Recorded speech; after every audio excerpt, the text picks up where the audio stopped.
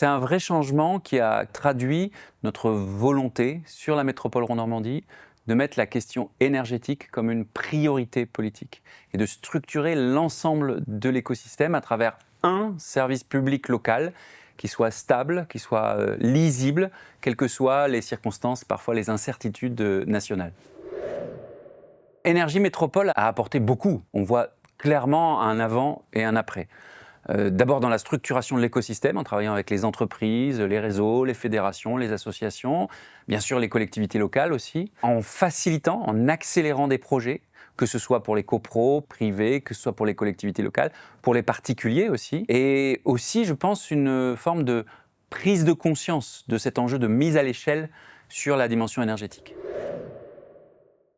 Globalement, le service public Énergie Métropole a amené beaucoup de résultats très concrets. L'outil de Alterne, qui est l'outil de ce service public, le bras armé, on peut dire, directement à disposition des différents acteurs, qui permet d'apporter de l'ingénierie, de la facilitation, de l'accélération sur les projets. Je dirais aussi des outils plus spécifiques, techniques, qui ont eu un grand succès. Par exemple, les kits photovoltaïques pour les particuliers, le fonds Airbois pour aider à remplacer son insert, sa cheminée, et là encore pour être plus performant au niveau énergétique. Troisième exemple concret, la rénovation énergétique des bâtiments, qui est évidemment un enjeu majeur, là encore de très grande échelle. Sur ce mandat, on a mis en place les outils, les briques, on a eu des premiers résultats très concrets, on a montré l'importance de l'enjeu énergétique et on a structuré l'écosystème. Maintenant, il faut penser stratégie sur du plus long terme, avec les documents de planification et de stratégie, le SCOT AEC étant le document premier. Et puis la COP 2030, qui est en fait la poursuite, mais je dirais surtout l'amplification de ce qu'on avait lancé avec la première COP rouennaise en 2018. Et je pense qu'aujourd'hui, on a franchi un palier. Au niveau national, on a montré l'exemple, au niveau des communes, au niveau de la métropole.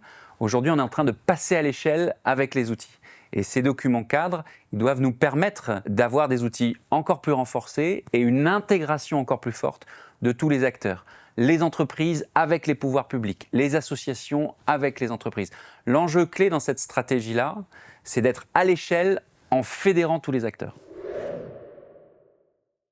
Être à la hauteur du défi énergétique qui est massif, c'est une mise à l'échelle massive, qui demande beaucoup de moyens, beaucoup de compétences. On a pris le problème à bras-le-corps. Aujourd'hui, on a un service public qui est performant, qui est stable, qui est utile et concret pour tout le monde, qui fédère l'écosystème. Il faut y aller tous ensemble. Merci, tout simplement. Merci parce qu'on ne peut rien faire tout seul. C'est bien d'avoir un service public, c'était nécessaire, il est en place, il va continuer d'amplifier son action.